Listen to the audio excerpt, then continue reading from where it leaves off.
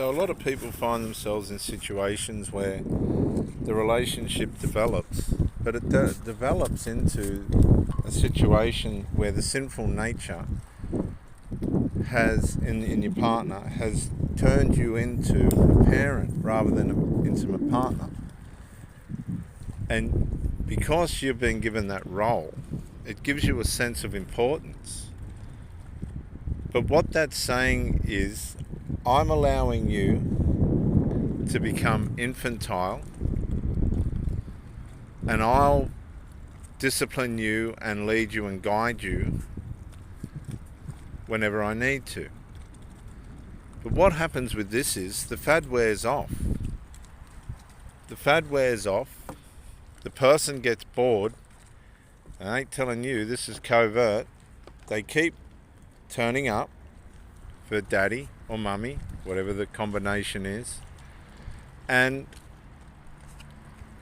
in their boredom and the simmering of the relationship with daddy or mummy, in the intimate relationship, they begin to look for a secondary source of supply.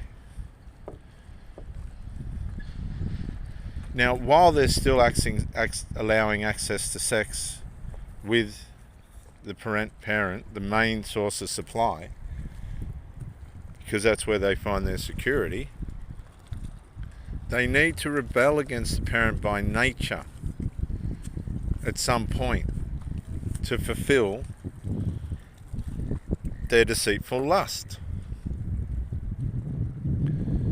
Now, this is what a lot of people don't realise when they're putting themselves in these positions. A child will, at some point, rebel against the parent. Now, I'm talking about people of all ages here. You can be 60, 50, 40, 30. These roles play out, 20, in their 20s. And this will work for a lot of people because the person that's playing the infantile role begins to deteriorate and put more pressure on the parent to be more disciplinarian, which drives them away even further towards looking for a secondary source of supply until ultimately there's an affair and a blow-up.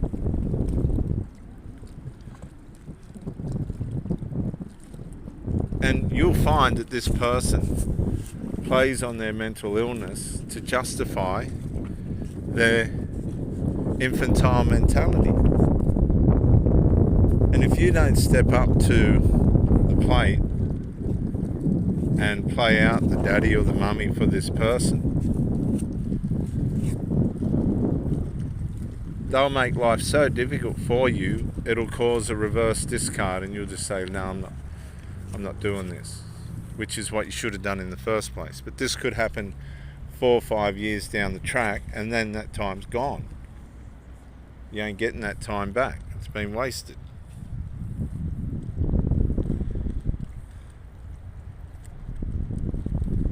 And this is what the sinful nature will do to people. We don't understand how rebellious and evil and carnal and damaging it really is.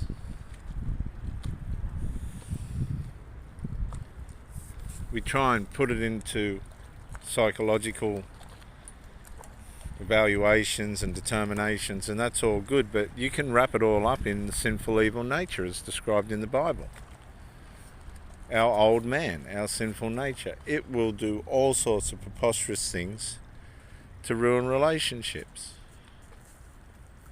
And if you're with somebody that doesn't understand their sinful nature and the principles and things in life which will trigger it, the relationship's doomed anyway. That's why a lot of relationships fail, because people don't understand that they have an innate evil nature that will go to work against their relationship unless they stay on top of and aware of how it works within them and what it intends to do. You add alcohol, drugs and recreational drugs and nicotine and all this other stuff to that, medications, and it ain't going to work. How's it going to work? Because the sinful nature loves drugs and all that stuff because it accelerates the passions and desires on the evil side of things. It's Christless. It's without the Holy Spirit. It's just degenerated. That's why there's so much careless and reckless sex now, and people are just getting damaged and diseases and ending up on their own, and it's disgraceful. Because we're living in an infantile society now. People don't want to grow up. They don't know what that means. They don't know what the old-fashioned values are and what they mean. They have no idea. They just turn up. They can get to the point where they're even like zombies. They just turn up, zombified. No accountability, no responsibility to anyone, but they're supposed to be in a relationship. And the next thing, everyone's getting hurt and damaged and you name it,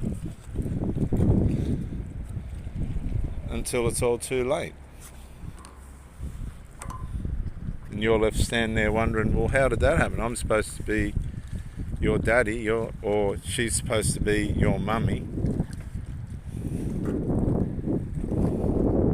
But it's all fantasy. It was all a fantasy. It was all like a film. It was going to run out. The film was going to run out. The object, the ideology was going to end. And they go back to where they come from, and you go back to where you come from, and you're both scratching your heads going, what happened then? Particularly if there's drugs and alcohol and everything else involved. It can actually get violent because people don't want to accept that they've ruined their relationship. The mature people just go, well, that was that. Thanks for that, and I'll copy later. Get your shit and fuck off. But this is happening everywhere now. It's in commonplace. I don't know what it's called. Fantasy role-playing. Who knows? But the sinful evil nature will cause it to wane out, will, and die. And a lot of people aren't aware of this and end up traumatized. People don't want to put the effort into relationships today. They're too careless, they're too selfish, too self-centered, and they've got too much dysfunction within themselves and around them before you even come along. You try and bring normality and discipline and things that work in life to these people, you're wasting your time. Read Job 20, verse 22. Their decisions bring trouble and misery. That's what they gravitate towards, trouble and misery. And you need to be aware of this. You need to stay close to God and live by the golden rule. You love your neighbour as yourself. You shall love your neighbour as yourself. In other words, you ain't going to do any better with anybody out there as what you're doing with yourself. Everything comes back to how responsible you are with yourself. And if you're irresponsible, and this is what you got to find out of these people, you got to give yourself time to work out what are these people really like underneath. Reckless, irresponsible, don't give a shit who they're with or what they're doing to them. That's how you get out of it. If you spend long enough with these people, you'll see them try and sabotage you, but if you're A-grade supply, they're not going to be able to. You're just going to look at them and go, you need to go. You're not what you said you were. In fact, you're the opposite. And walk away. This is Reverend Dr. J.W. Morrison, theologist at Gosford, the Central Coast, New South Wales, Australia. Bye for now.